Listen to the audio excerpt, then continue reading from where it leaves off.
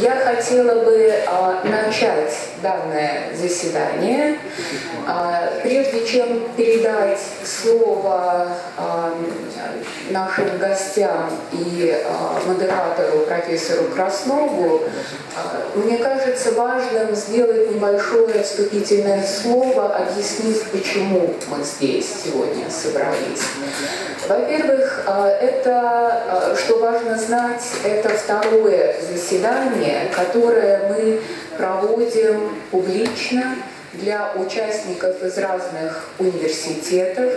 Первое прошло в прошлом году, когда на базе юридического факультета Московского государственного университета прошла встреча 3 американских адвокатов и представителей правозащитных организаций, господина Шапира, господина Смита и господина Уайла. Они рассказывали о том, каким образом они выстраивают свою стратегию судебной защиты, когда работают в Верховном суде. Эта встреча получила очень большие отклики, и я вижу некоторых участников, кто присутствовал на той встрече. И планируя нашу программу в этом году, мы решили повторить этот эксперимент. И в этом году мы очень благодарны факультету права Высшей школы экономики, и в частности кафедре конституционного и административного права, которая предоставила эту публичную площадку для встречи с 2 профессорами ведущих американских университетов, Гарвардского университета и Джорджтаунского университета. Идея этой дискуссии родилась в связи с тем проектом, который осуществляется в рамках российско-американского партнерской программы Институтом права и публичной политики и Американским обществом конституционалистов. И этот проект направлен на то, чтобы разработать методологически и опробовать практически новый курс по конституционному правосудию с учетом тех методик, которые используются в американских юридических школах и которые доказали свою практическую значимость для получающих юридическое образование. Эта школа проходит именно в эти дни, начиная со вторника и завершится в воскресенье. Но вот мы воспользовались присутствием 2 ведущих профессоров, которые согласились встретиться и подискутировать о практико-ориентированных методах преподавания вместе с теми, кого в российских университетах, на юридических факультетах интересуют такого рода методы. Я на этом, наверное, завершу свое вступительное слово и с удовольствием передам Михаилу Александровичу Краснову для ведения и для представления профессоров. Спасибо. Спасибо. Ну, во-первых, я тоже рад приветствовать наших гостей. У нас не так часто проходят такие встречи, поэтому я несколько волнуюсь. Рад приветствовать также наших гостей, и я в основном вижу молодые лица. К сожалению, только 2 профессоров с нашей кафедры я вижу. Еще один профессор подошел.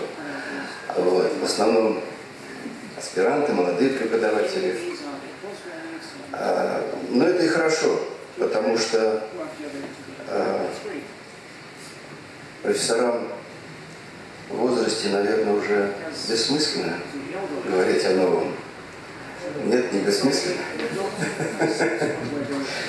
Вот. А молодым это важно, тем более, что, я не знаю, наверное, все юридические вузы, факультеты сейчас, во всяком случае, Высшая школа экономики стремится попасть в топ-100 ведущих университетов, и вот эти новые методы преподавания, или во всяком случае более современные методы преподавания, это тоже часть нашего продвижения к такой цели стать известным и уважаемым университетом, чтобы в мире с таким же придыханием говорили о Высшей школе экономики, как сейчас говорят о Еле, Гарварде, о Массачусетском институте, MTI и так далее. Ну, собственно говоря, я не буду забирать время и хочу предоставить слово первому нашему выступающему, профессору Марку Ташниту. Думаю, что конституционалисты в последнем номере сравнительного конституционного обозрения прочитали его интересную, необычно названную статью, по которой лично у меня есть вопросы, но думаю, что, может быть, это, если будет время, я задам публично, а если не будет, то, может быть, в кулуарах задам какие-то вопросы профессору Ташниту. Пожалуйста.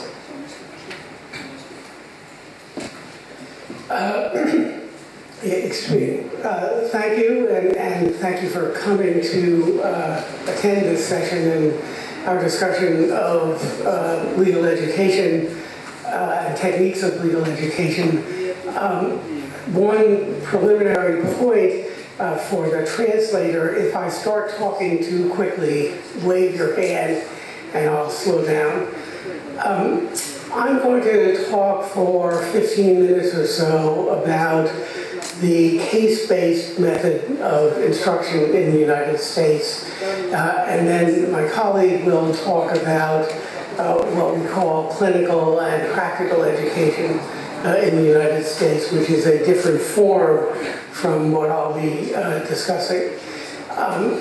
As you probably know, the core central form of education in our basic courses in the United States is often described as Socratic education using the Socratic method, but that's a little misleading in terms of what actually goes on in the classroom.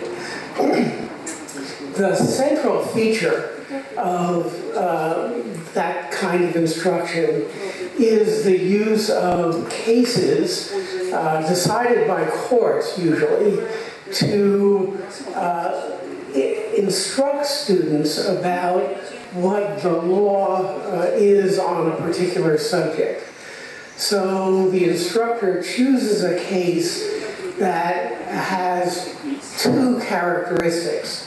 First, it does identify with varying degrees of clarity what the governing rule of law is said to be.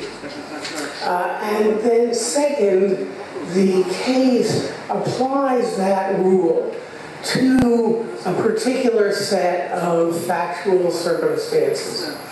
After the students have read the case and the instructor has brought out what the court says the governing rule is, the discussion moves on to an examination of how that rule might be applied in different circumstances. So, for example, the instructor will say, in the case you read, the facts involved, let's say, the sale of a home. What would happen if the problem involved a sale of an automobile? And there might be differences in the reasoning that you would apply to homes or automobiles. For example, Homes are typically much more expensive than automobiles. They are in the United States bought less frequently than automobiles are, and so on. And so what the instructor tries to do is to induce students to think about why the rule, as applied to the facts in the case they read, exists, what its reasons are. And then to see whether those reasons apply to the different factual circumstances. And sometimes an important part of that discussion will be an examination of the policies that justify the rule in the first place. So again, to continue my example, the rule with respect to selling homes might be justified in part by the difficulty a buyer has in knowing whether there are problems concealed in the house. It might be easier for a buyer to find out what those defects are with respect to a car. And so the reason for the rule as applied to houses might not apply to automobiles. Now, an important component of this method of instruction is to prod students to think about and discuss the rule of law, not merely to tell them what the rule is, not even in the example I'm using to tell them that the rule in cases involving houses is different from the rule in cases involving automobiles or the same, but rather to get them to think about and talk about why the situations might be the same or might be different. The goal is twofold. One is to convey knowledge about what the applicable rules are, but in addition, and for us typically more important, the goal is to help students learn how to think about why rules apply in some instances and not in others. Now, I want to add one point because I've used a simple example. Sometimes what the instructor will do is say, well, now we've examined how the rule in the case applies to houses and automobiles. Now let me tell you there's another rule somewhere else in the statute books or in the decided cases, and do you think, and then the instructor will ask, do you think that that new rule, that additional rule, would change the way you thought about the problems that we've been discussing? Again, the primary goal, or an important goal, is to generate interactions between the instructor and the students. Indeed, sometimes it's said that the best classes are ones in which the instructor does nothing more than ask the student questions and not provide them with any answers. Now, that in practice does not happen all that often. Most of the time, the students will do a lot of the discussion work, but at some point the instructor will sum up the discussion or say what the rule is, praising one student for having figured out what the rule was, or correcting students in their in the way the discussion has gone. An important feature or an important basis for this way of teaching is the availability of cases decided by courts that can be used as the vehicle for this kind of instruction. And in some courses in the United States, and I think in many courses in a civil law-based system, cases are either not available.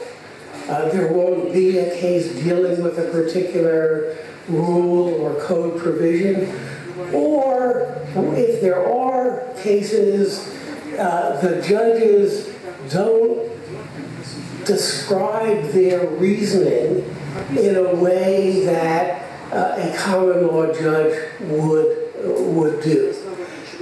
What that means, both with respect to cases, problems where there aren't useful cases in the United States, or civil law countries where cases are much less revealing of the reasoning and justifications, is that the instructor has to adjust or adapt the process, the method, to the materials that are available.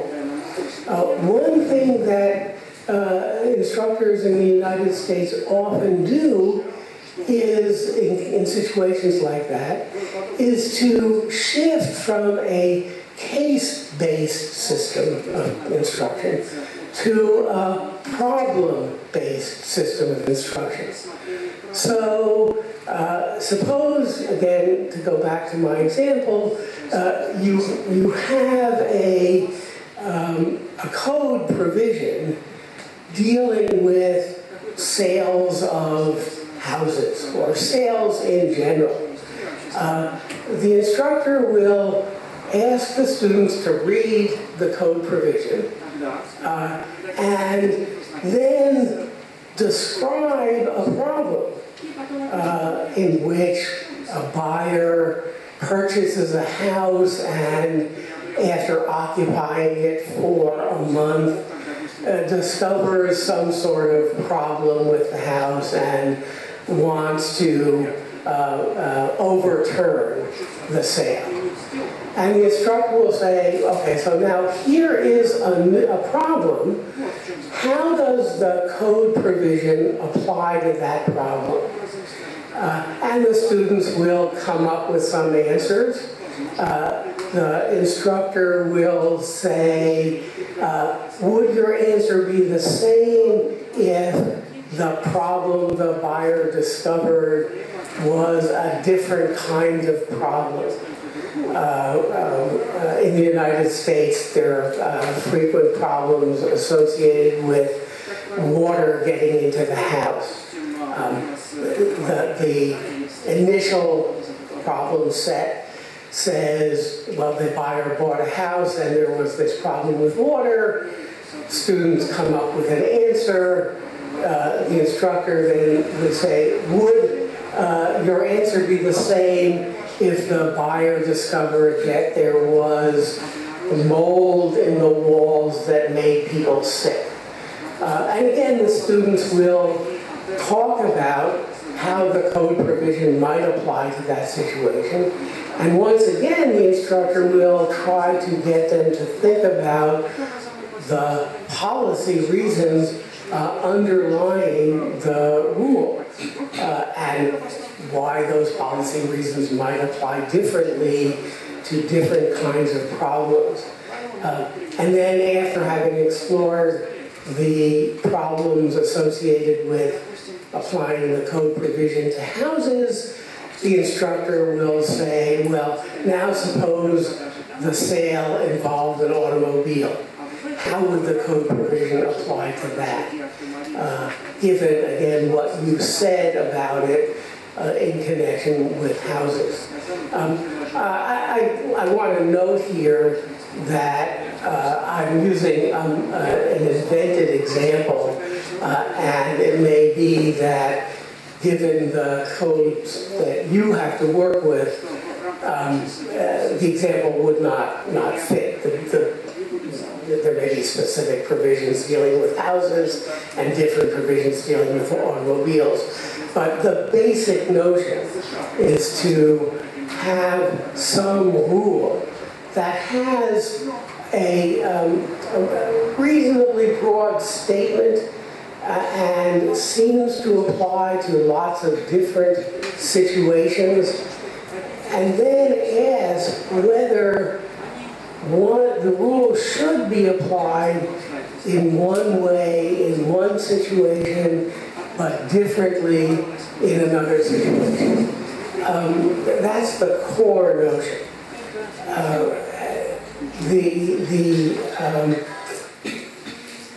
I think maybe the last thing I'll say now, and of course I'm happy to entertain questions after our full presentation, is that in some ways the most important feature of this way of teaching is not the effort to convey what the rule of law is. Rather, the most important thing that we care about is, as we often put it, helping students to learn how to think like lawyers, to think about problems in the way that lawyers think about problems. And we think in this method of instruction that the best way to do that is to make sure that the students are actually thinking about the problem. And the technique we use is to ask students questions and to require them to answer. So the instructor will ask a question and then call on a student and say, Mr. Smith, what do you think the correct answer to this situation is? And then the instructor will engage in a conversation with Mr. Smith and with other students about why the student thinks that the rule should apply in a particular way. The instructor will ask challenging questions. Again, what if the situation was different in the following way? Would you say the same thing? But the point is to engage with students, to have an interactive process in which students actually do most of the analytic work. The instructor is only rarely will lecture about what the rules in detail are. Sometimes we do that because we do want to convey information, but the ideal is a situation in a classroom where the instructor starts a conversation, but students continue it, sometimes between the instructor and the students, sometimes among the students. There are different techniques that people use to make that kind of conversation easier. And if you have questions about what they are, I can talk about them later. But I think now I'll turn it over to my colleague who will talk about the different mode of instruction that we call clinical and practical education. Thank you. I'm very excited to be here and to share with you our perspective as law professors in the United States about the various methods we use to teach our students. Like Professor Tushnet, I've been teaching for 22 years at Georgetown Law School, and I have taught what we call the Socratic case or problem method of teaching. I have now moved into a kind of a new, relatively new method of teaching in our law schools called clinical programs, and I'm going to explain how those differ. I also presently teach in New York at law school, in New York Law School. And in that law school, I do not teach a clinical approach. I teach the case method. So I'm back and forth teaching clinical programs and case methods. And so I have I think a pretty good feel for how those two methods differ and what their strengths are. Traditionally, in the United States, the case method and the problem-solving method involve, as Professor Tushnet has outlined, rules, legal doctrines, and they are very important to teach students those rules and how to apply them to various cases, because it teaches students how to take legal principles and apply them as a lawyer thinks to a set of problems. But traditionally, in the United States, until the last 25 years or so, law schools have not taught how to use the law as an instrument or a tool for bringing about social progress or change in civil society. The clinical method actually does that in our law schools today, and more law schools in the United States are expanding their clinical programs. In the clinical programs, we go beyond legal analysis with students. We teach students how to deal with problems in society and use the law to solve them in working with actual cases. One of the things that I will say at the outset about clinical programs is that the law schools in the United States have a unique vantage point to really shape the teaching of the law, not just in the law school itself, but to the greater civil society. And many of us who teach believe that we have a responsibility to bring the problems of the outside world and civil society into the classroom and see if we can use the law to better humanity and solve human misery. One of the goals also, and I've learned this from the Institute for Law and Policy that I've been fortunate enough to be a part of this week and learned from the students and young lawyers there, from the Russian law students and lawyers, is that one of the things that they ask me about is how to use the legal education and law schools and how lawyers can create a respect for the law in society. If you have a society where people don't trust the law or don't respect the law, it's important to change that. And in the United States, our law students are very much respectful of judges respectful of the rule of law, and recognize its importance to a civil society working.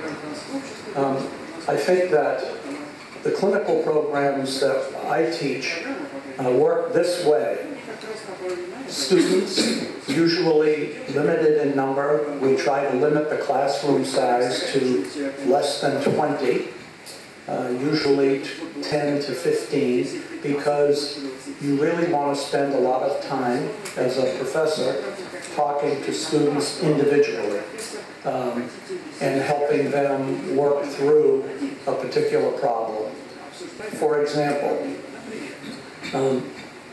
in the United States, we have a lot of problems with how money is used to influence our elections. And we have laws that actually restrict how much money people can give a politician or a member of parliament or legislator in order to have them run for office and win elections. There are a lot of abuses of those laws. People try to find loopholes or workarounds, as we call them in the United States, to avoid those restrictions. And some of those loopholes are illegal. And we teach students how to bring those problems of illegality into the courts or into a federal agency to punish those who violate the law. So I will have students actually work on cases with me that are my cases. I'm a lawyer.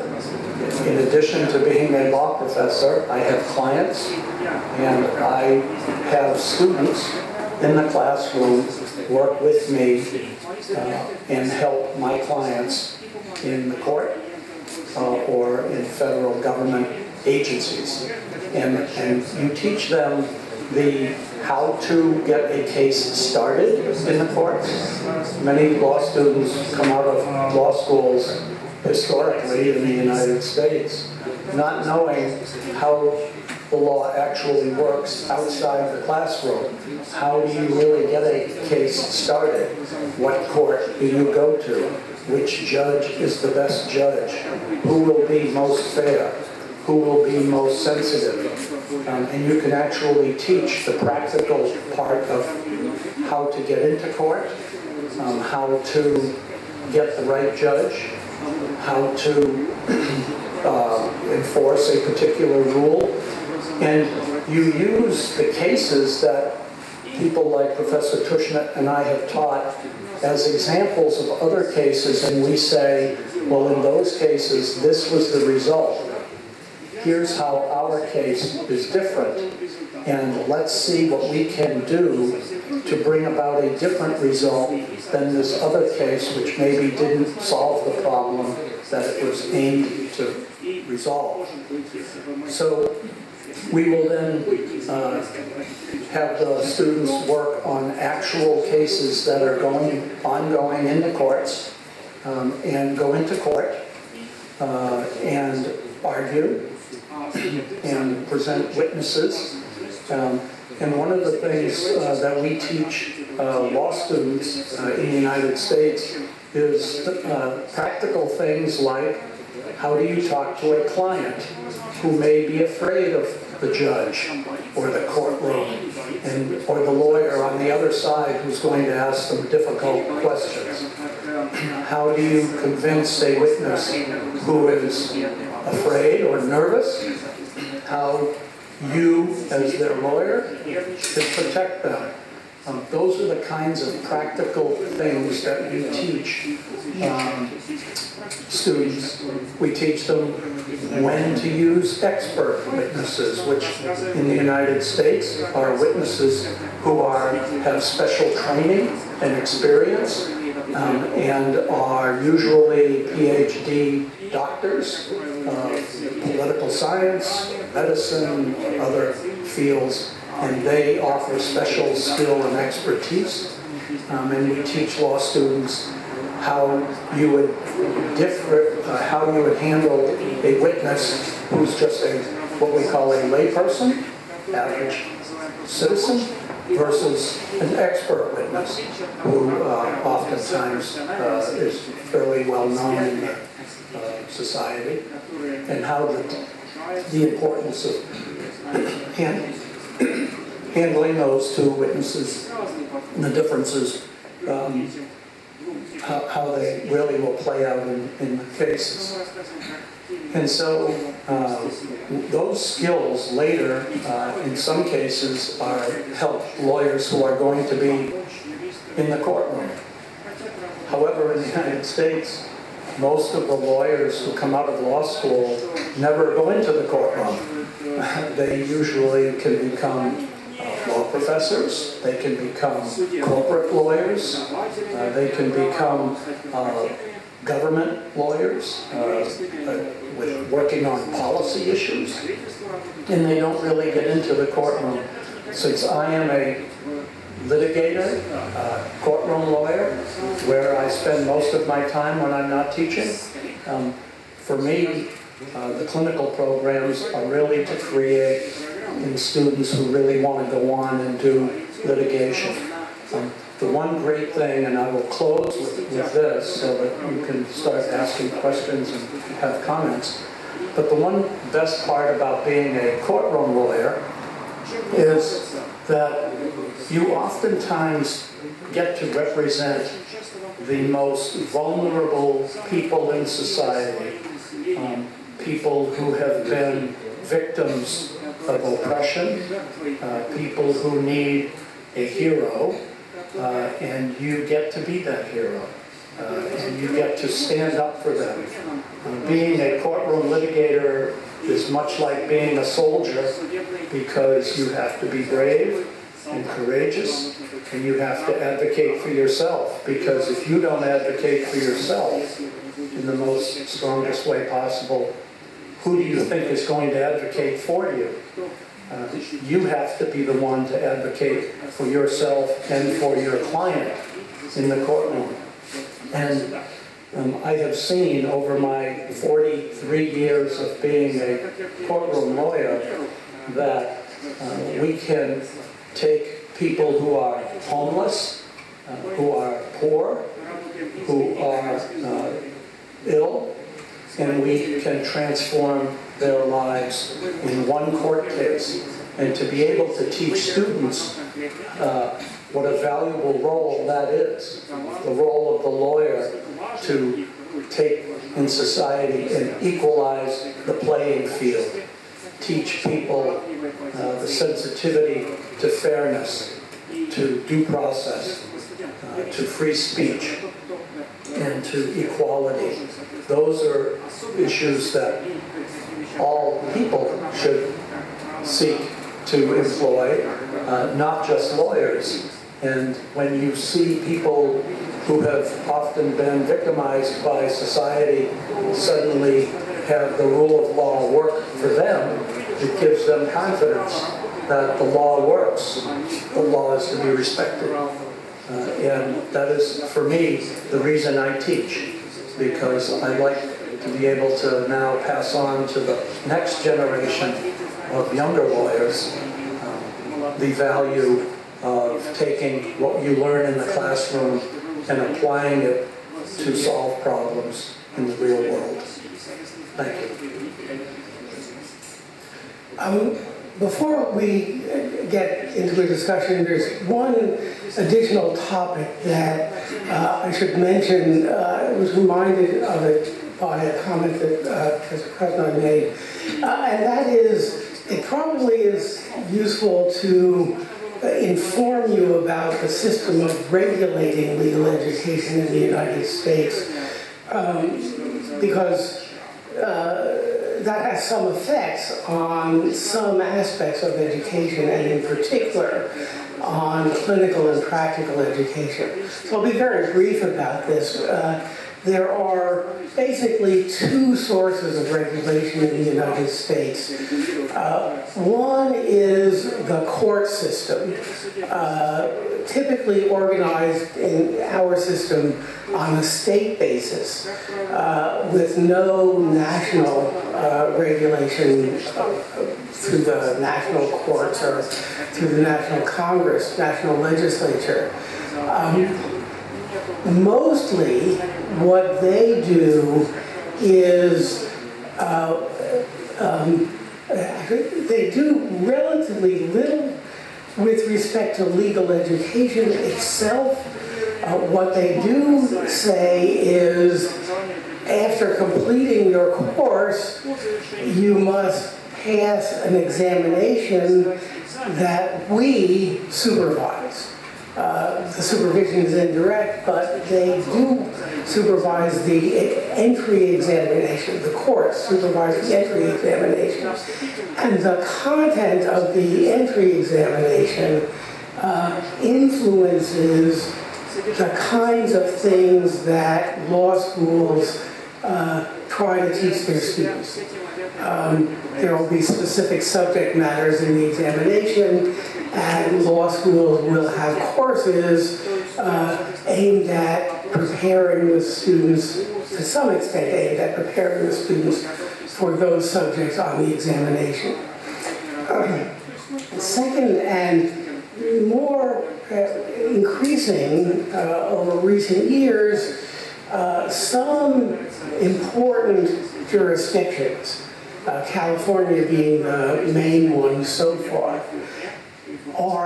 have said in order to take our examination, a student has to have had a certain number of what they call practical experiences in law school. Now what that means is that law schools have now reasons to offer clinical programs and practical education in order to satisfy this requirement by this aspect of the regulatory system.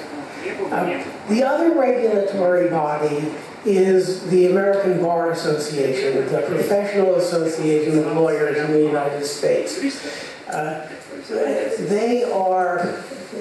reason they are a regulatory body is that the national government says in order to gain certain benefits, in order for students to be able to take loans out to pay for their education and other things, the students have to attend schools that are accredited, that are certified by somebody. The national government doesn't certify directly, but it does identify other regulatory bodies to do the certification. And for law schools, the American Bar Association is the certification, or as we call it, accreditation body. Now, it has a much more extensive set of requirements than the state courts do. Its requirements deal with libraries and the nature of the job security for different kinds of instructors. It's quite a comprehensive system of regulation. There too, over time, the regulatory body, the Bar Association, has encouraged, and now to some extent required, clinical and practical education. And that's probably all we need to know, at least as a preliminary, but it's probably worth saying in addition that when clinical education started in the United States, its advocates had to persuade both the Bar Association and the state court regulators to allow it to occur. As Professor Hubert said, one part of clinical education involves having law students appear in court to represent clients. Now, these are people, the law students, have not passed the examination to become a lawyer. And so the state courts have to be persuaded to allow them to appear in court. And again, there's a long process, a 10-year process of lobbying and information provision designed to persuade regulators that clinical education was indeed valuable and should be encouraged. I think that's all. Спасибо большое, профессор Дашна, профессор Эббот, за информационно насыщенное выступление. Я напоминаю нашим участникам панельной дискуссии, что мы работаем до 12 часов. Сейчас где-то без 10, примерно без 12:11. Вот у нас час 12 есть. И прошу задавать вопросы. Можно пока готовиться, я задам вопрос. Я не вижу коробки, задам вопрос. Не знаю, к кому он обращен, может быть, прежде всего, наверное, к обоим, но кто из вас решит ответить. Вы говорили в основном, не знаю, как в США, но в России семинары, то есть практические занятия и лекции, между ними довольно существенное различие. Так вот, ваше выступление было посвящено, как я понимаю, больше занятиям практическим, семинарам. А можно ли на лекциях применять такой кейс-метод? И в связи с этим не мешает ли вот такая методика получению фундаментальных знаний, а не только прикладных? Спасибо. Thank you. I'm glad you asked that.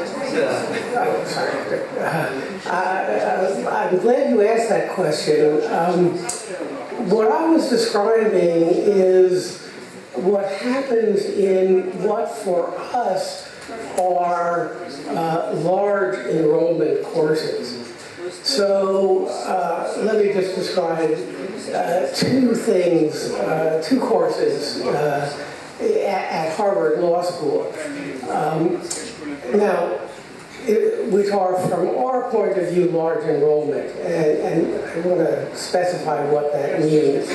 I regularly teach a class of 80 students, and I use the method that I have used, that I have described. I have a colleague who teaches a class of roughly the same size, who in each class calls on somewhere between 30 and 40 students, almost half of the class. In each class, a student is, half of the students are called on. Now, I don't know whether that approach could be sorry, let me back up. Classes at Harvard of the sort I've described, or the sort I teach, used to be taught in with enrollments of 120 students, not 80 as it's now. And the 120-person class was also interactive in the way that I've described. Whether the method is suitable for classes with enrollments of 200 to 300, which I know occurs, I don't know about Russia, but I know occurs in places like Brazil, I actually don't know. I think it would be difficult, but perhaps doable with a lot of thought and careful design. So I'm not sure that the technique is confined to small enrollment classes. There's another component of the question, though, which is about, I think the phrase was conveying fundamental knowledge, what the basic rules in the area are. Instructors in the United States actually differ on that question, on the question of whether the approach I described is suitable for conveying fundamental knowledge. Some people do what I tried to describe, which is to give the outlines of a simple version of the rules, and then allow students to explore those rules. Other instructors, more bold than I am, don't even do that. They just say, here's the case, what did the court decide, what rule did it invoke, and they don't try to say, oh, and by the way, that rule is the one that's followed by 3/4 of the jurisdictions in the United States, but there is a minority view. They just leave the discussion where the students take it. As I say, I would be uncomfortable in doing that. There's one additional point that I want to make about the fundamental knowledge idea. There is a trade-off between how much you can teach of the rule system, of the rules in the code, and the kind of interactive approach I'm describing.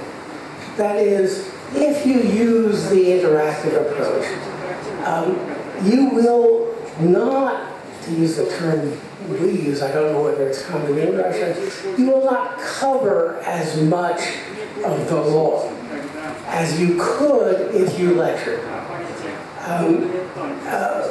People acknowledge that, but believe that the gain in students' ability to think like a lawyer, to use a rule system, that gain outweighs the reduction in the amount of information that can be conveyed more efficiently in a lecture.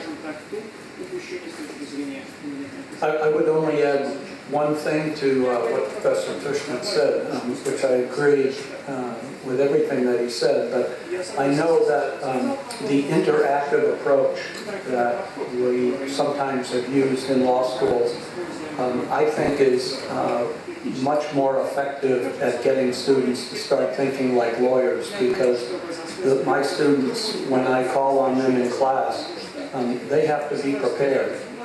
They have to have read the materials, and they know they're going to be questioned on them, and sometimes questioned in a sometimes uncomfortable way, to the point where they have to defend a particular position or argument that they are making. And I think they're more engaged when they know they're going to be called on, rather than in the classes where I simply lecture. and they can just sit there and listen. The other thing is, and I don't know how this would square in Russia, but I do not allow students to bring phones and computers into the classroom because I find that they're shopping and doing email rather than listening to me and interacting with me. So I pass that on as one method. I don't know, Mark, if you do the same. Just one on this last observation. There's now quite a bit of evidence done from studies, I believe, in the United States, but it has to be general, that students who are not allowed to use computers or phones in the classroom learn more than students who have the computers. And that's true. It turns out that's true even in lecture courses, because it's easier, apparently, I don't do these studies, but apparently it's easier for students to simply transcribe what the lecturer is saying when they're using a computer than when they actually have to physically write out. When they're using the computer, they can come close to taking down every word. When they're writing, they actually have to decide what's important in what the lecturer is saying. Спасибо огромное. Теперь я буду ссылаться на авторитетных профессоров, чтобы не разрешать с планшетом приходить в аудиторию. Пожалуйста, профессор Гришков. Ну, прежде всего, я хотел бы поблагодарить профессоров за очень интересный материал, который мы здесь услышали. Я честно скажу, что очень склонен к подобным методам преподавания, проработав 20 лет в качестве советника Конституционного суда Российской Федерации. Но у меня возникает такой вопрос. Я преподаю в магистратуре конституционное право, и вот иногда привлекаюсь в качестве преподавателя для студентов первого курса. У меня возник такой вопрос. Вот кейс-метод и клиническое образование вы используете для какой категории студентов? Уже подготовленные? Ну, это очевидно, потому что для студентов первого курса, которые не имеют элементарных знаний о праве, рассуждать о каких-то делах, использовать правовые позиции по аналогии к другим делам, но это просто немыслимо, потому что они не способны, они не имеют познаний в праве вообще, о принципах права. Они не могут элементарные отношения оценить с точки зрения права. Они не имеют социального опыта. Другое дело, студенты магистратуры, вот это да. Здесь это уместно, на мой взгляд.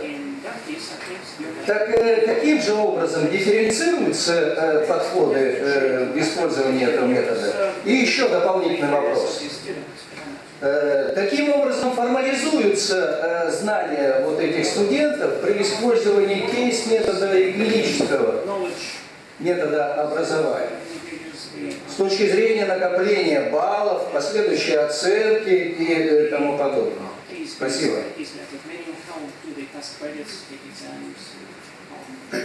Well, I will start with a point that Professor Krishkov, you have identified something that I probably should have mentioned earlier, which is that in the United States, as you probably all know, all of the students who are in law schools have spent 4 years in a university first. And then they come to law school where they spend 3 years studying the law. Usually the clinical programs don't really start until the second or third year of their legal education.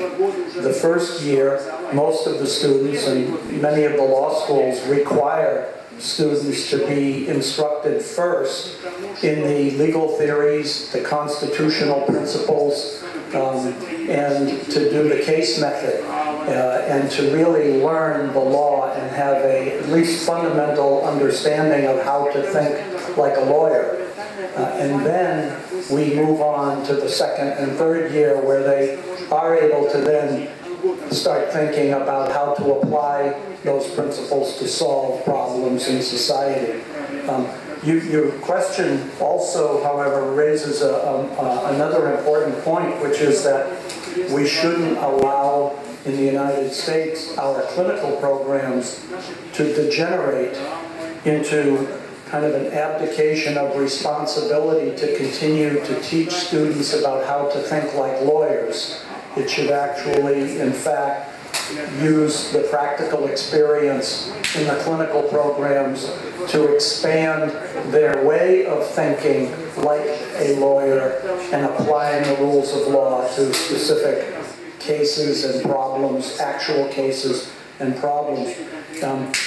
One of the things, as I mentioned earlier, that enables us to do is to have law students then take the legal knowledge they've acquired in their first year or second year and to use that legal knowledge to then disseminate it to civil society generally in actual cases where they interact with real people who have real problems that need real solutions.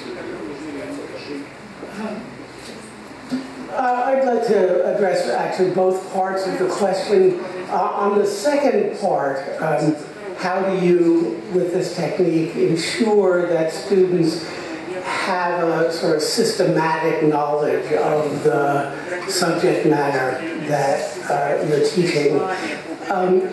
That is an issue for the interactive mode of teaching. Some people offer their own,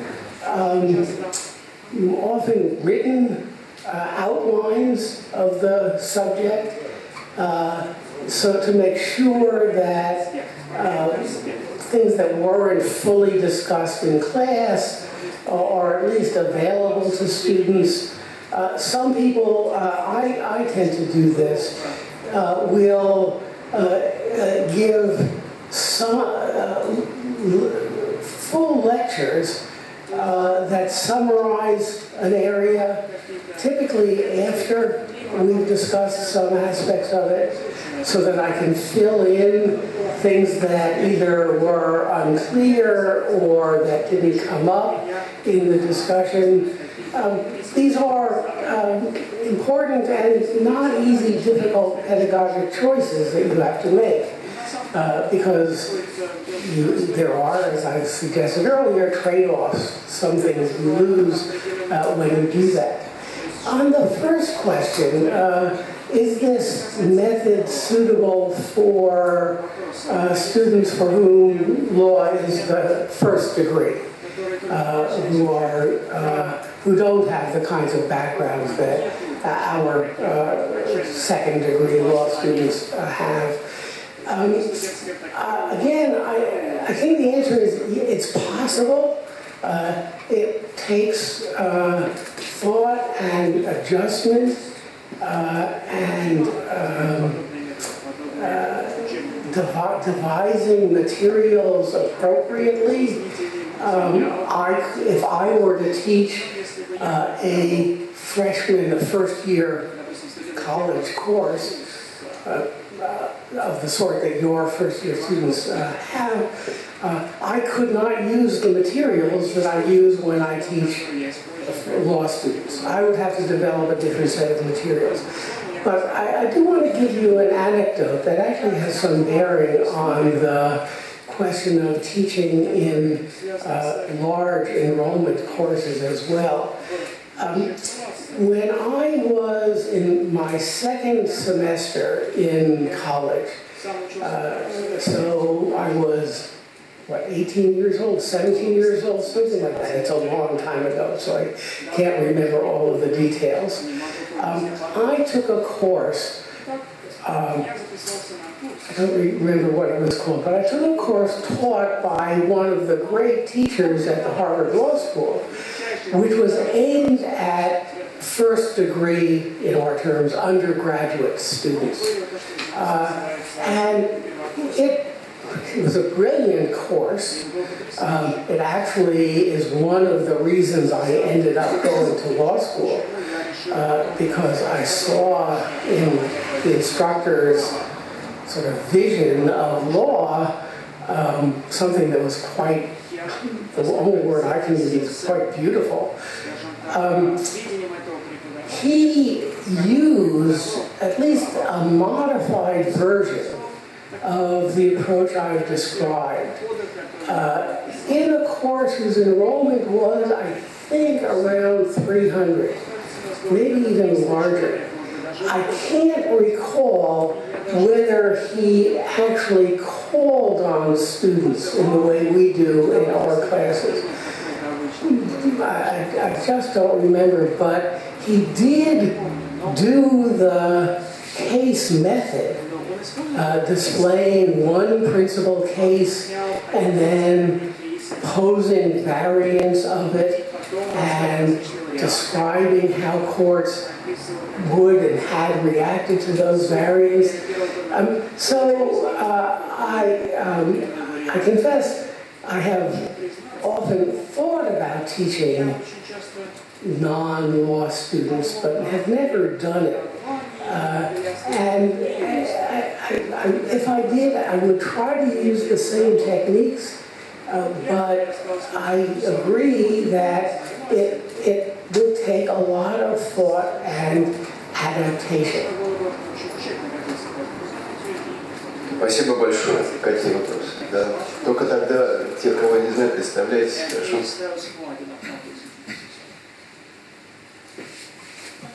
Красников Иван, здравствуйте. Уважаемый профессор Ташнит, в своем первом выступлении вы сказали то, что на занятиях происходит обсуждение, рассмотрение определенной политики, применение тех или иных правил.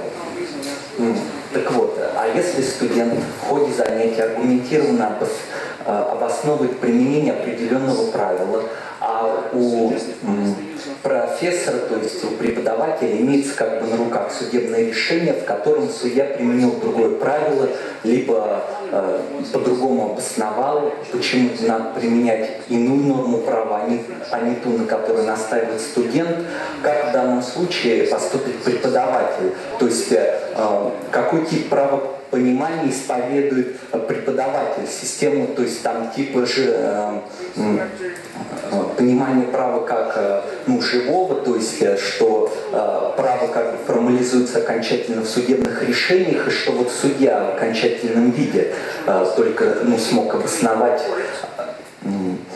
применение того или иного правовой нормы.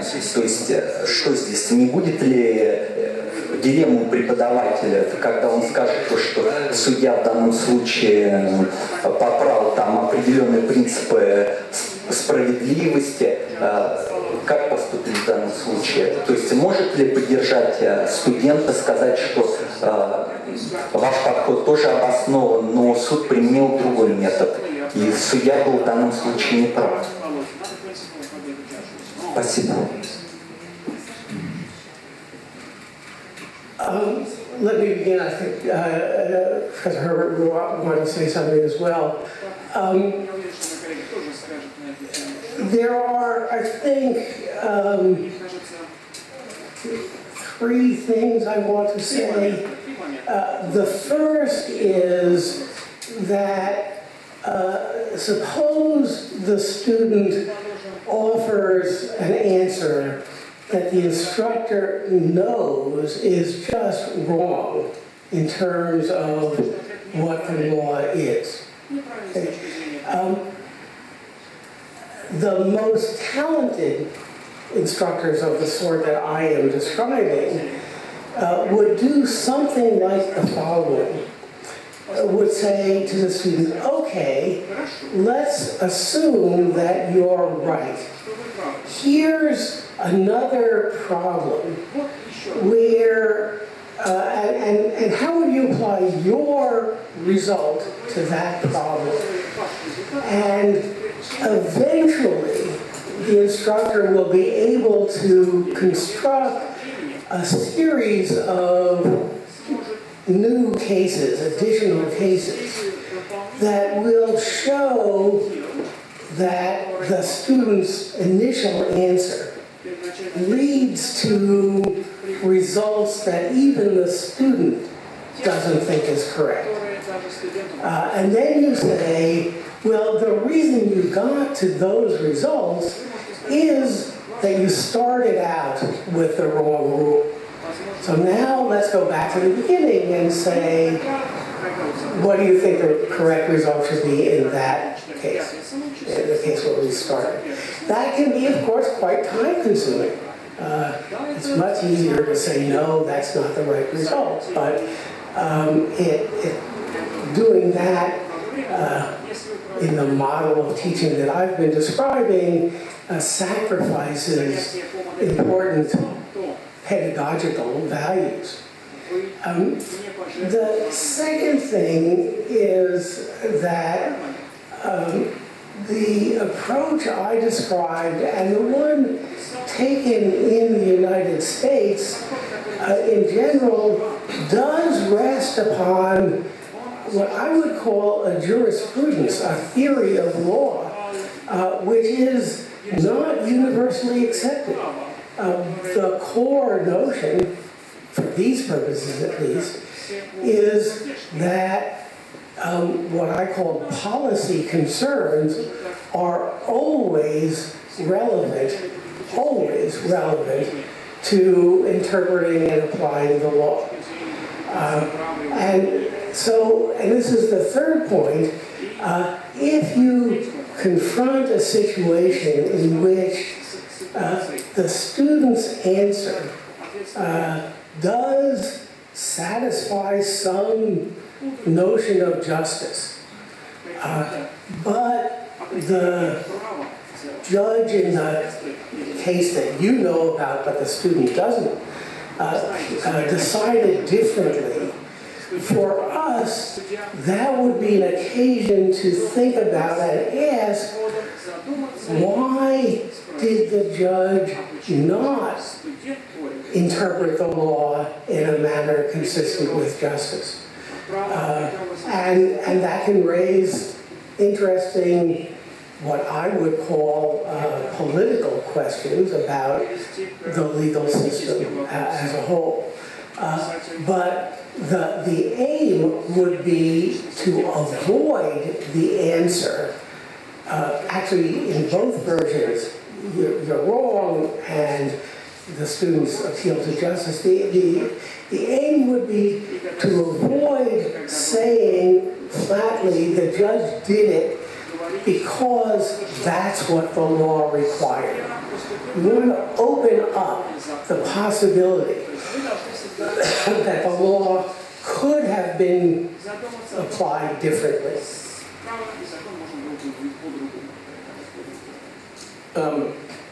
You asked a very good question, because it does appear oftentimes that students will have a misunderstanding of the law, and there's, as Professor Tushnet says, you could correct their misunderstanding at the outset, or you could try to figure out a way to have them arrive at the right answer on their own.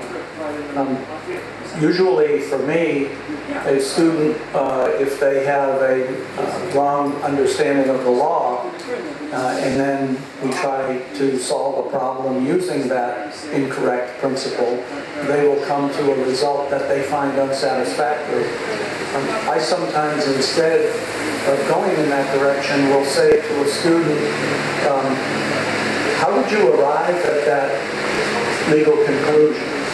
how did you arrive at your understanding that the rule of law is what you say it is? Because I think oftentimes that will help me understand why they are thinking the way they are. I have the good fortune of teaching political law in the United States. So every day I teach about issues that involve Hillary Clinton and Donald Trump and political rules that they are supposed to follow, so that students are very engaged in those issues because they're on the front page of our newspapers. And they oftentimes will have a particular political point of view that I may or may not agree with. Young people in America have identified very strongly with Bernie Sanders, for example. And so they will want to, even after Bernie Sanders has seemingly been pushed out of the field of candidates, want to study methods of how we can keep him in, how we can keep him going, whether he could run as a third-party candidate, even if Hillary Clinton is the Democratic Party candidate. And so they will come to me and ask me how they can, what legal issues they could raise, or what Bernie Sanders could raise if they were his lawyers to try to keep his candidacy alive until November. And oftentimes I think that I will have them look at, and this is something I've learned this week at the Institute for Law and Policy from students, I've tried to show them, and they have shown me how they can use principles of law from other areas and use those and cross them over. So taking principles from criminal law, business law, things like that, privacy law, free speech law, how we can take principles, legal cases in those areas and apply them maybe to another area and get some value out of that instead of looking at things in a silo in our own area.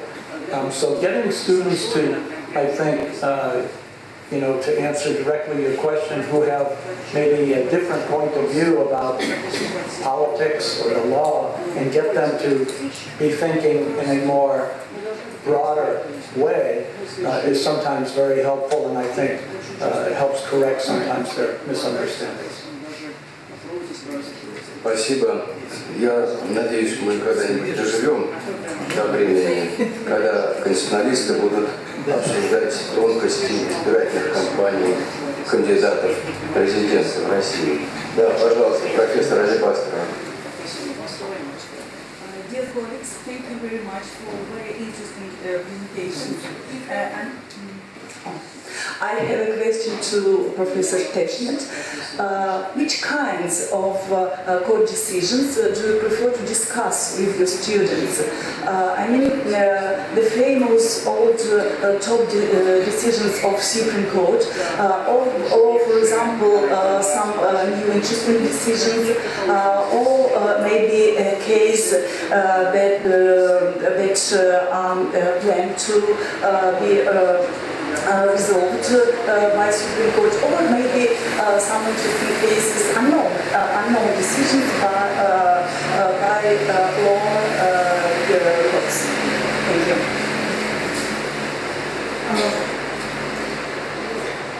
The answer is that I prefer to teach cases that are interesting and advance the topic that I'm dealing with. So in one course I teach, I actually start with a state court case decided in 1842, almost 200 years ago, because it provokes a very useful discussion and thinking about contemporary issues. When I teach constitutional law, I try to give a combination of historical background and contemporary cases and problems, but I don't teach every recently decided case in an area that I'm dealing with. Let me give you an example of something that, because of the nature of the course I teach, hasn't come up, but I know exactly what I would do. Now it's 2 years ago, the Supreme Court decided a case saying that, holding that gay marriage was constitutionally required in the United States.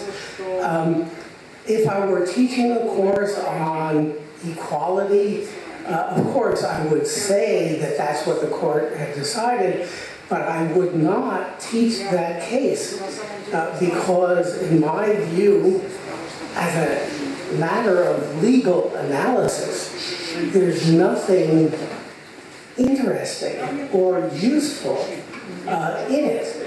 Students would not become better lawyers by examining the details of the argument. Subject to the question about preparing the suitable teaching materials, yes, I would teach about lower court cases and pending or controversies that are in the news but have not yet reached our Supreme Court, or maybe not even reached any court.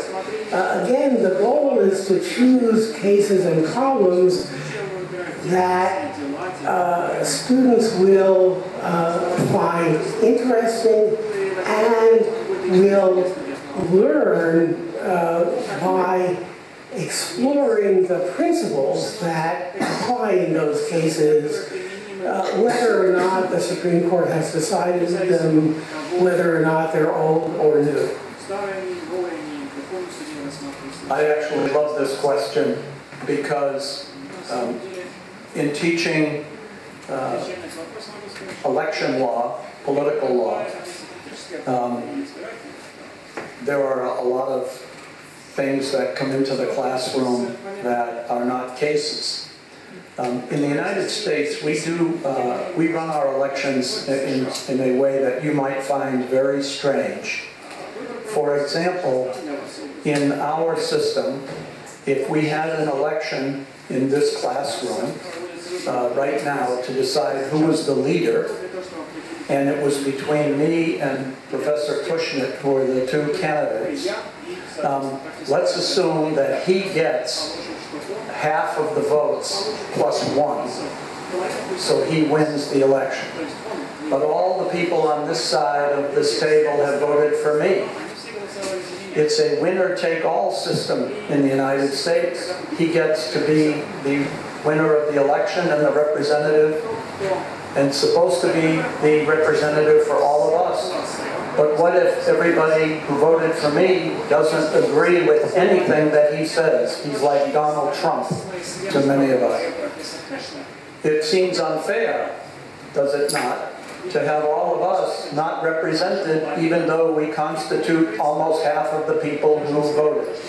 So when in the classroom, I will actually use examples not only in my law school classrooms, but my high school classrooms, where I will sometimes go and teach for a day, or even grammar school, and I will say to children and law students, let's assume that there are 5 children who want to play games. 3 want to play hide and go seek. 2 want to play tag. What should we play? And they will invariably say, we should play what the 3 kids wanted to play. And I will say, well, is that fair to the 2? Wouldn't it be better, fairer, more equality to say we will play hide and go seek most of the time, or we may play it first because that got 3 votes, but we will also play tag for part of the time because the people who wanted to play tag have a right to have some role to play. And when you can use those kinds of simple examples, and we lawyers have a responsibility to actually do that, that's why some of the old cases like Professor Tushnet was talking about are really valuable, because you can take very simple cases, even though they're not Supreme Court cases, and you can actually use those examples to teach.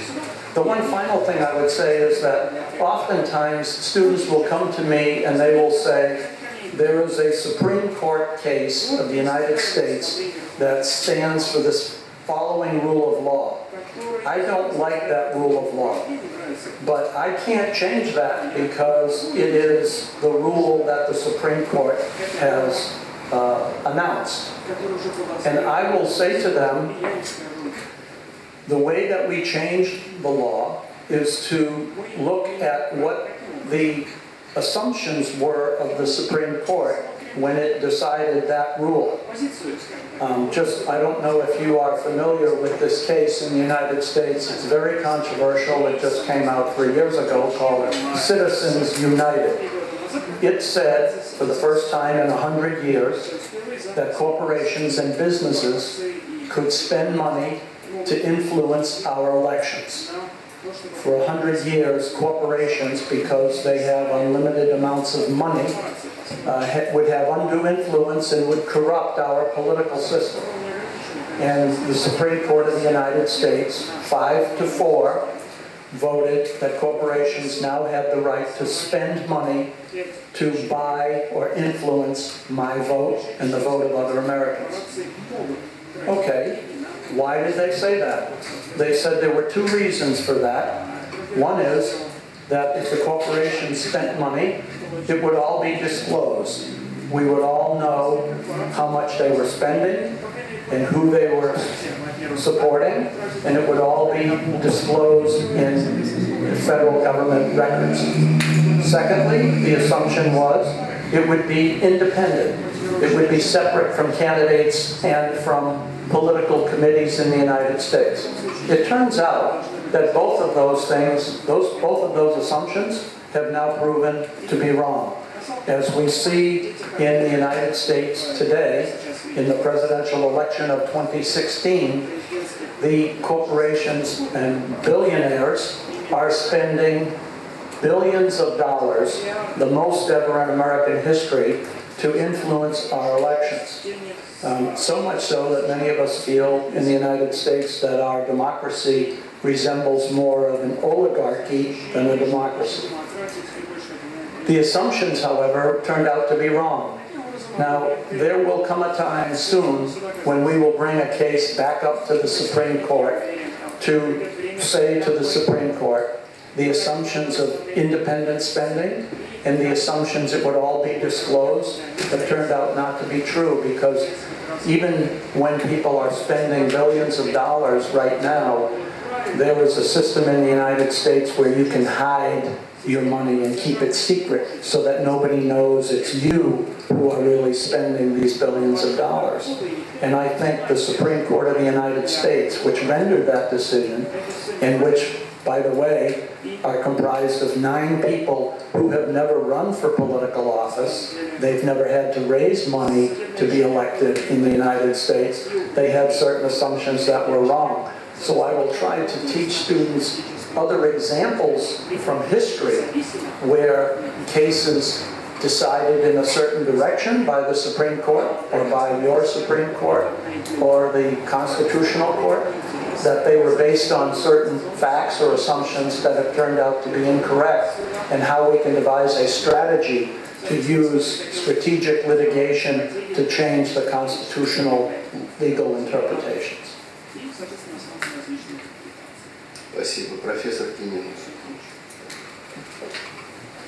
Профессор Герберт, профессор Ташин, у меня к вам такой вопрос. В какой мере сравнительно правовой компонент вовлечен в ваши практические занятия? Спасибо.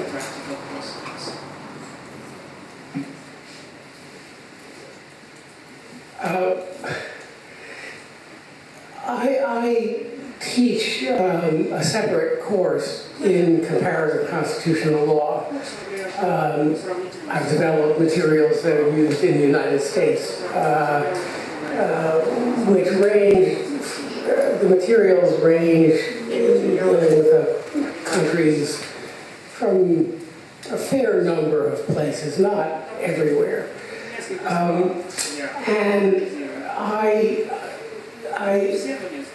When I teach constitutional law, I teach domestic U.S. constitutional law, but it is informed by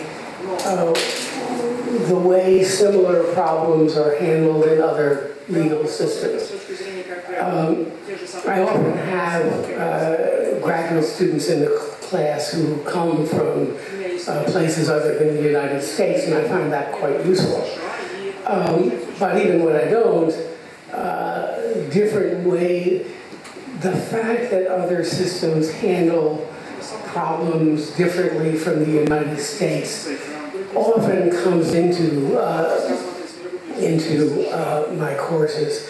Just to give what is the easiest example, and one that, well, two relatively easy examples that I do bring into the constitutional law course. The first is the treatment of hate speech and racially disparaging speech in the United States. Our Supreme Court has given such speech a very high degree of protection, which is very different from what's done in other constitutional systems, even across the border in Canada.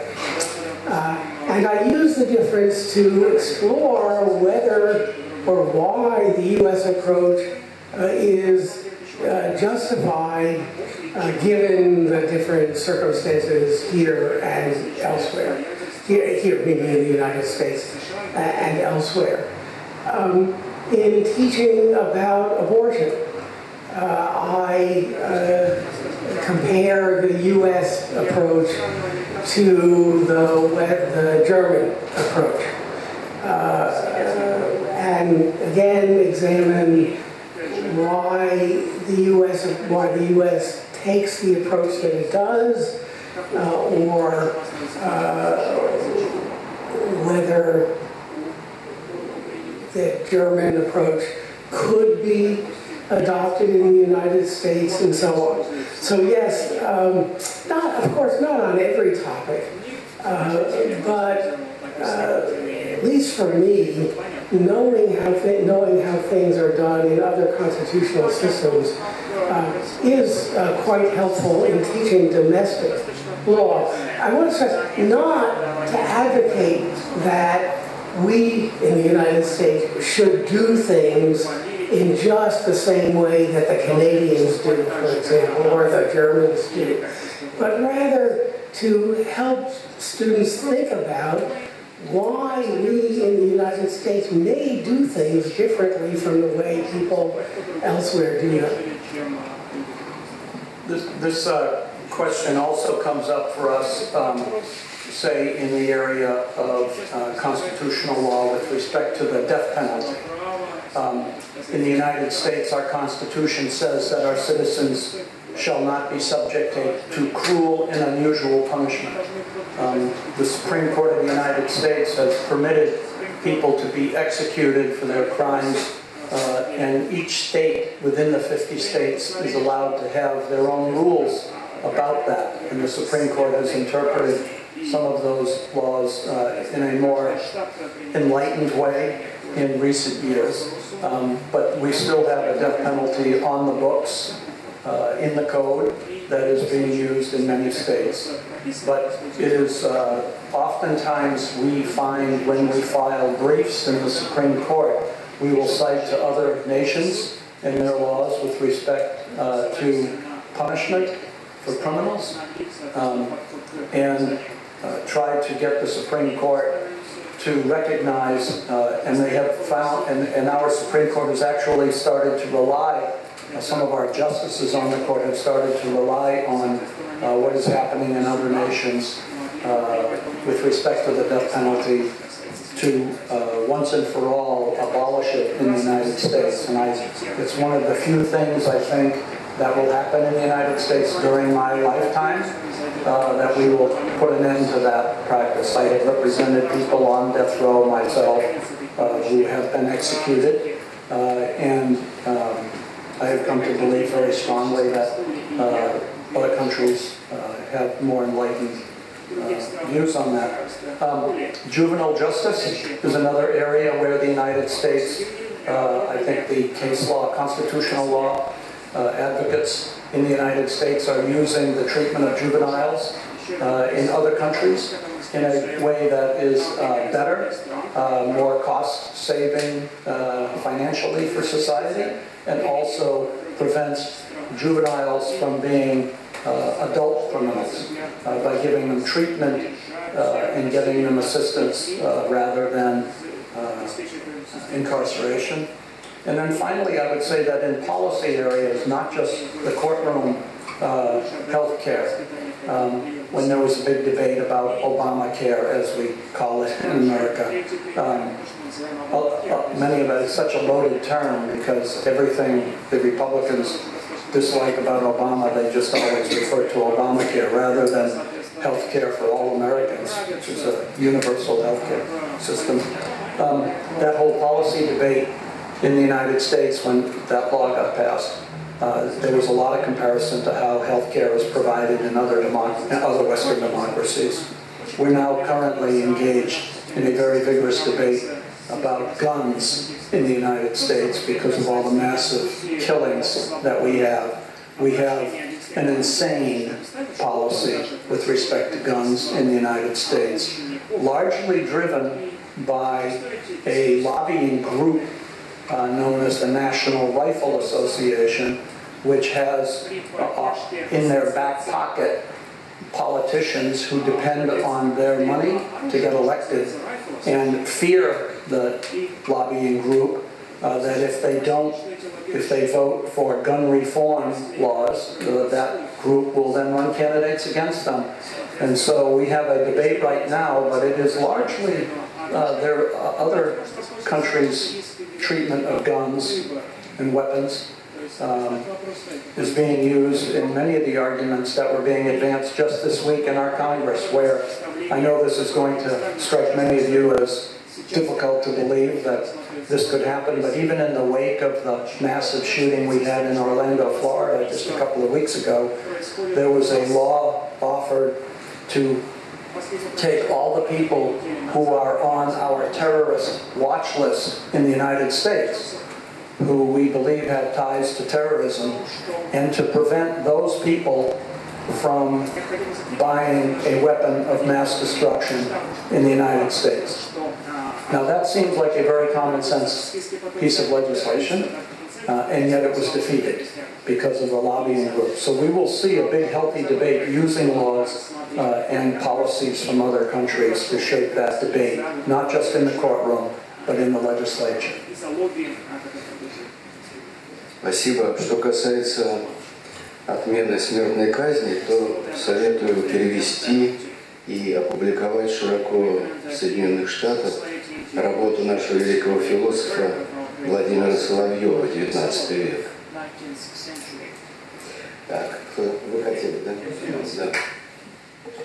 Еленрод Борис Александрович, кафедра теории права высшей. Выражаю признательность за прекрасное изложение начала преподавания. Большое спасибо за то, что ознакомили нас с основными базовыми данными теории мира и теории. Спасибо. В свое время мы хорошо учили писать. Сейчас почему-то есть программы там. Спасибо. У меня вопрос. Пользуясь тем, что заголовок дискуссии вынесен все-таки преподавание конституционного права. Взяли уж вышло уважаемых профессоров, как они представляют себе сущность Конституции. Потому что без этого, без того, чтобы говорите о сущности, и нельзя не говорить ни о целях, ни о задачах, ни о интересах, ни о пути. Если есть возможность, но вы можете не отвечать, потому что это не стоит. Извините.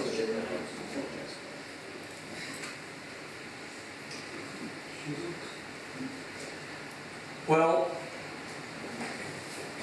the nature and essence of the Constitution in the United States, I've been thinking about this all week, actually, being in Russia and being with Russian law students and lawyers. The Constitution in the United States is considered to be almost a holy or sacred document.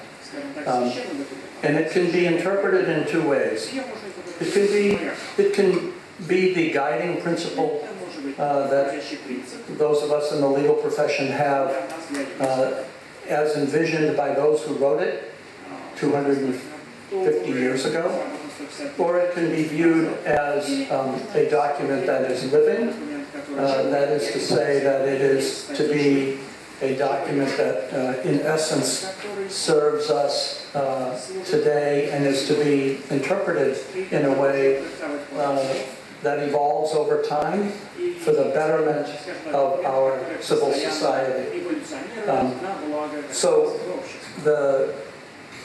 In the United States, the Constitution, we have still to this day a healthy debate about what its essence or nature really is after all these years, because there are some who believe it should be strictly construed to just the words that were used back 200 and something years ago when it was drafted and ratified by the states. And then there are others who say, and the abortion, I think, issue is a good example of this, who say that a woman's right to choose, which is not specifically referenced in the Constitution anywhere, but is to be inferred from certain provisions of the Constitution, the right to privacy, and so on. So many of us who, and I've said this week, I think if I were here in Russia as a lawyer, I would try to spend all of my time in the Constitutional Court and spend as much time as I can, because I feel that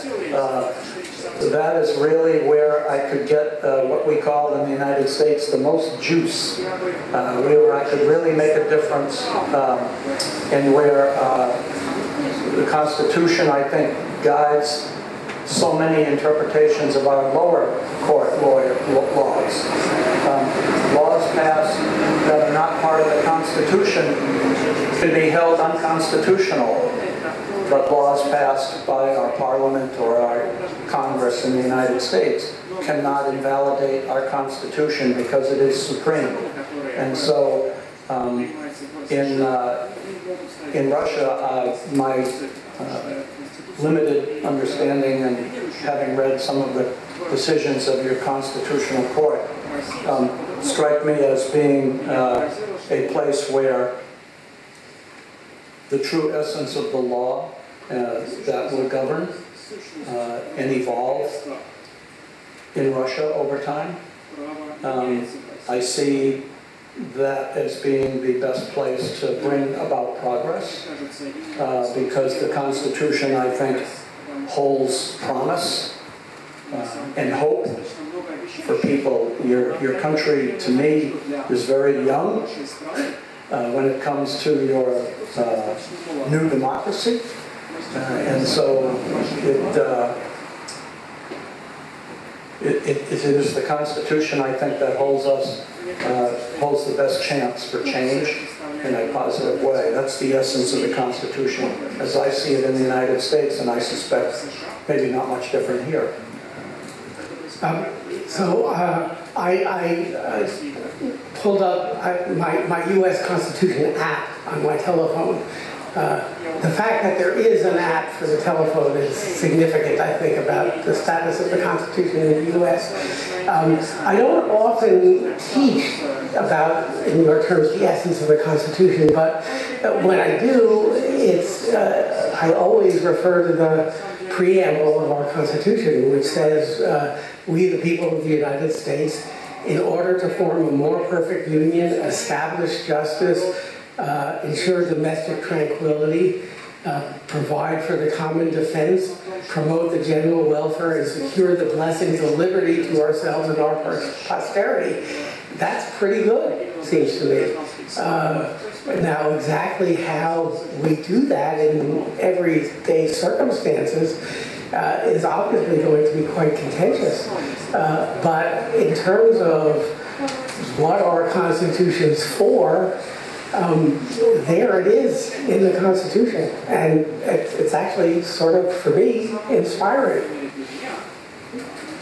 I want to add one other thing, because I think I have an example of how our Constitution, and it reminded me of this when Professor Tushnet was reading the way our Constitution's preamble begins with the language, "we the people."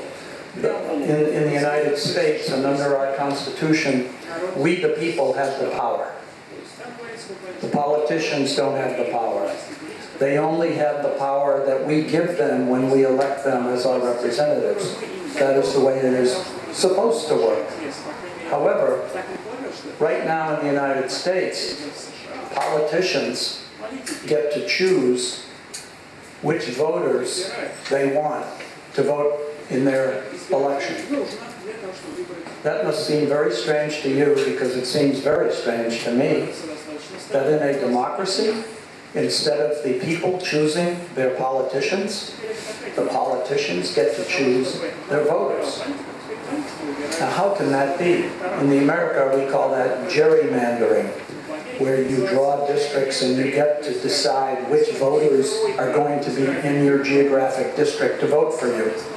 Now, this goes directly against in my view, our Constitution. And yet, our Supreme Court says that when politicians get to choose their voters, that should be unconstitutional. But they can't agree on the Supreme Court, at least 5 of 9 cannot agree yet, about why that would be unconstitutional. Even though they say that it is, they don't know how they can actually come up with a rule that will say, this is unconstitutional under our American system, and here's why. Here's the rule of law. Here's the way you measure when it becomes unconstitutional. So I am involved in a case right now, several cases actually, that we think will bring about the greatest change in our constitutional interpretation in a long time, a rule that will establish that politicians can't do this, that they can't choose their voters. And so those cases are working their way up to the Supreme Court. They will be there by next year, and by then, instead of having only 8 justices like we have now, because one died earlier this year, we will have 9, and we think we will get 5 votes, and that will really change things for the better. So I think in our Constitution, the essence of our Constitution is that we can use it to continue to use it to bring about the hope and statement of the preamble that the power belongs to we the people, we the voters in the United States. Спасибо. Хотелось бы углубиться в эту дискуссию, но у нас уже кончается время. И вот давно руку поднимает молодой преподаватель Андрей Щербович. Да, пожалуйста. Thank you very much. I'd like to ask a question, how to deal with cases of high political relevance, I think, and high political importance. For example, in practical case, is it possible to deal with the case today based on results of today's British referendum? For example, could it possible to do it today, for example? Or it's better to have a cold hat to deal with these issues? Thank you very much. Well, I deal with issues of high political importance in all my cases. Those are my cases. Since I teach political law, all my cases usually are cases on the front page of the New York Times and Washington Post. And so when I go into court on a particular case, it usually involves a major political candidate or a major political issue in the United States. And in the United States, we actually have laws that courts enforce, that are enforced against the rich and the powerful, and they are held accountable. We even had a president of the United States who had to resign from office just 40, 50 years ago because of committing certain offenses. And he would have been removed from office, and many of us in the law believe that we continue to have that power to hold politicians in high political positions accountable. It does require, however, an independent, uncorrupted judiciary in order to do this. Politicians and judges who are beholden to the powers that be in the government are unlikely to exercise that authority. But in America, where our judges, federal judges, are appointed for life, they don't have to run for election, they don't have to be reappointed by the authorities. Once they're on the court until they die. And therefore they are very independent. And so we have typically found that our cases of high political importance can be brought. There are various ways to do that. I said the other day something that I think shocked a lot of people in my classroom the other day here in Russia, where I said that if you are bringing cases of high political importance, I used an expression probably because of all the gun laws, all the guns we have, I said, you have to shoot to kill. Because if you take a shot at a politician in the court and you miss, you will pay consequences.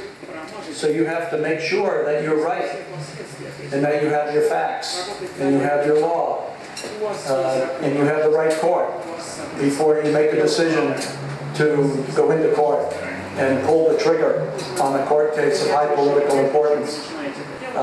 In America, you may recall that we had a high politically important case called Bush versus Gore, when Al Gore, as it turned out, actually got more votes than George Bush, and yet our Supreme Court installed George Bush as our president. Now, that's about as high a decision as you can see, and even though it was, at the end of the day, perceived as being more political than constitutional, and more political than legal, and actually ended up thwarting the will of the people because Al Gore got more votes in Florida than George Bush, as it turned out. People said that the Supreme Court their decision was final. Not because they are infallible, but they are infallible because they are final. There is no higher court. And so we ended up accepting that result, notwithstanding its facts. Does that help? Спасибо. Последний вопрос вы хотели задать.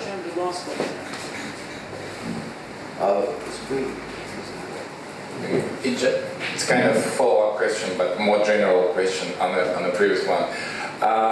When you teach students, Степанов Дмитрий, Высшей школы экономики, when you teach students on constitutional law, even though it's very difficult to distinguish whether you've got some issues of law on the books or legal policy, but nevertheless, how do you try to balance between all those two areas? I mean, in terms of time spent in the classroom for discussion or in materials which you assign to students, how many, again in percentage, you try to deal on stable cases or legislation or constitutional text itself, or some established doctrines, and how much time you want to spend on legal policy issues, and how you try to encourage students to be at the same time very precise on the text on the one hand, but at the same time to be critical on some established doctrines and books and so on. So for me, it differs depending on what course I'm teaching. If I'm teaching a course on what I think as a specialized topic, like freedom of expression and religion, which is one of the courses I teach, that course is, for me, 80% doctrine, 20% policy and politics. When I taught the introductory constitutional law course, the percentage was maybe even reversed, but at least 50-50, 50% doctrine, 50% seeing the political and policy environment of what the court was doing. I agree that it does depend on what course you're teaching to some extent. Now think about what I teach, political law. So there are cases and materials that have been decided, Bush v. Gore being a case that's probably most well known. But even in the case of Bush v. Gore, our Supreme Court had inserted a sentence in the decision that said this case should really is a one-off. It should really not be used as a legal precedent to decide other cases. So you wonder why you would include such a case in your materials. What I try to use are not only a few cases to give guiding principles, general principles, but I like to give students materials that make them think outside the box in not a traditional way, because I see the area of law that I practice with respect to elections and voting, and I'm going to give you one quick example because I know we have limited time left. But in voting in the United States, in the last 10 years has been more restricted than expanded. The right to vote, which is we the people, our voting rights have been more restricted for political reasons by certain legislatures than expanded. Now, how can we do something about that? Well, one of the reasons, and I have worked with my students to develop this, is to say, well, look, what is the Supreme Court of the United States saying about free speech? It gives it, as Professor Tushnet noted, very high protection, free speech. Even hate speech is entitled to fundamental First Amendment free speech protection. Well, I said, think about the right to vote. Isn't the right to vote free speech? You may go into the booth and you may not speak a word, but that is your voice in the government in deciding who is going to be your representative. So let's develop some scholarship. Let's start writing some law journal articles about the right to vote being a free speech right, because if we can get it protected as a free speech right, which has the maximum protection, most powerful, strongest protection, and we can get that principle to the Supreme Court, which has never said the right to vote is not a free speech right. It has actually talked about voting as a voice. Well, then we can really make some headway. And I have a journal article that came out yesterday in the Yale Law Journal that is entitled "Why the Right to Vote is a Free Speech Right." And I will definitely have my students read that as part of my class, so they start thinking outside the box. Спасибо. Вы не откажетесь еще на один маленький вопрос ответить? Okay? Thank you very much. I beg my pardon for taking your time, if possible. Вопрос, который, наверное, чтобы завершить нашу дискуссию, довольно общий, но он связан с выбором методик. Что мы используем, кейс-метод, проблемно-ориентированный метод. Мы в России переживаем период трансформации образования вообще, высшего образования, юридического образования. И основная тенденция, наверное, коллеги согласятся, это практическая ориентированность. Мы иногда в ущерб теории, мы не всегда с этим согласны. И с другой стороны, мы наблюдаем, как меняются поколения студентов. Вот, поскольку вы преподаете довольно давно, можно ли сказать, что в американском юридическом образовании тоже есть сейчас какие-то тенденции, какая-то тенденция, что меняется? И как меняются студенты? Как изменились они?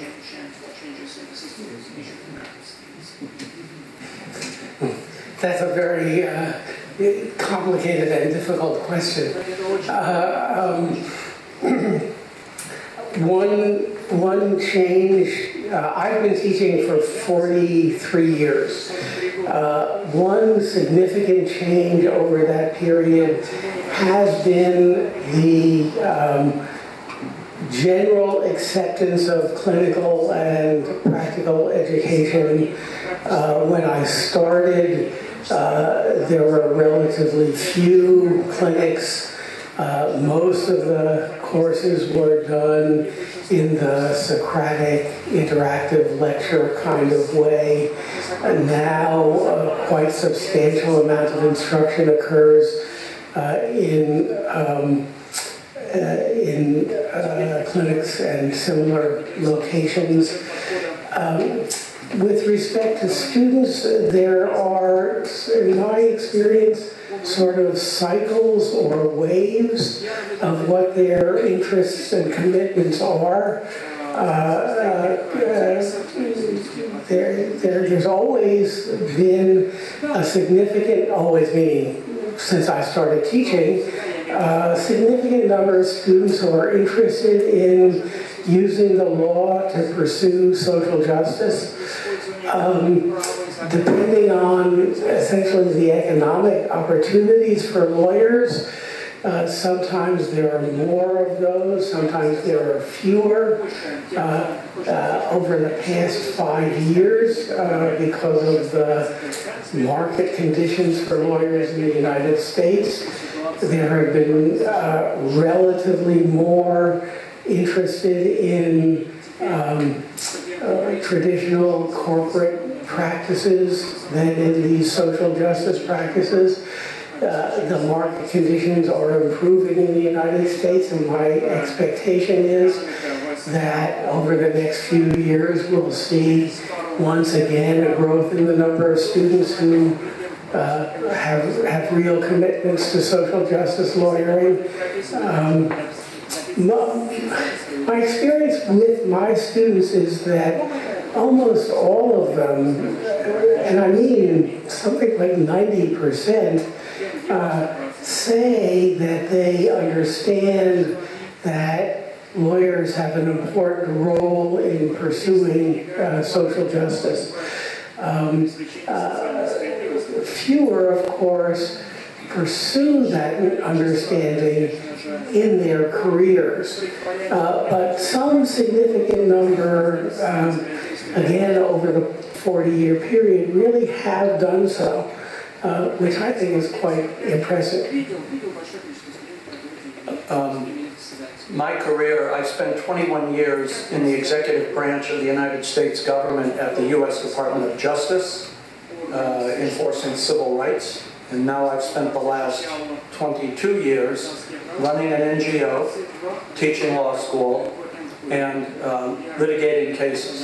I went to law school and the legal profession because I wanted to improve society. I wanted to bring about social justice for poor people and others. I saw wrongs and I wanted to right them. I asked the students, the Russian students the other day, why are there no Atticus Finches in Russia from To Kill a Mockingbird, the famous lawyer in that novel? And because he made a difference to a lot of people in the United States just by that example from that famous book of showing that a lawyer can stand up for what's right even when it seems like the odds are insurmountable.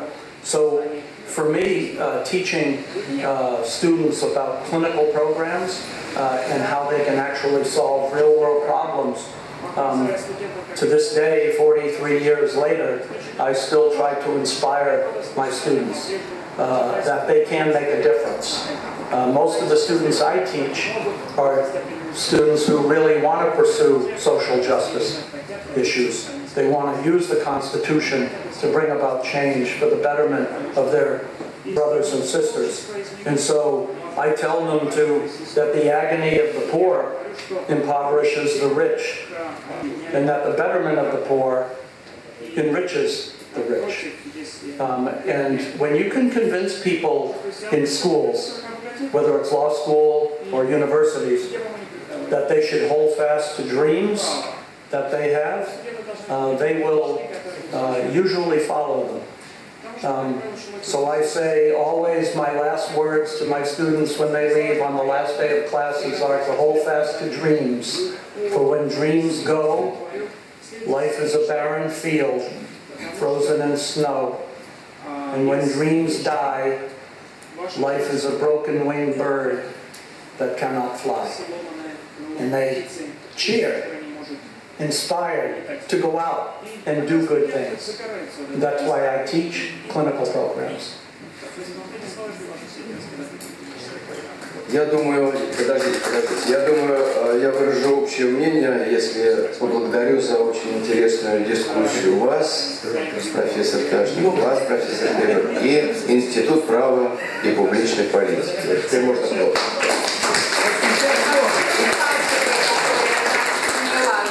Спасибо всем участникам, насколько я знаю, 12 университетов было зарегистрировано. И я надеюсь, что все методы, которые используют американские профессора, и которые, кстати, находят прекрасное подкрепление в доктринальной и практико-ориентированной литературе. И еще отмечу, что профессор Ташнет, кстати, один из соавторов прекрасного, огромного, фундаментального труда по сравнительному конституционному праву. Вместе с профессором Вики Джексон, прошу прощения. И, если я не ошибаюсь, недавно было второе дополненное и переработанное издание. Да? Я очень надеюсь, что те, кто сидят здесь, интересуются новыми методиками, интересуются практической работой в судах, очень скоро наполнят и российские книжные магазины такого же качества и такого же уровня литературы. Поэтому желаю вам провести лето за написанием чудесных статей, книг и до следующей встречи. Спасибо всем огромное.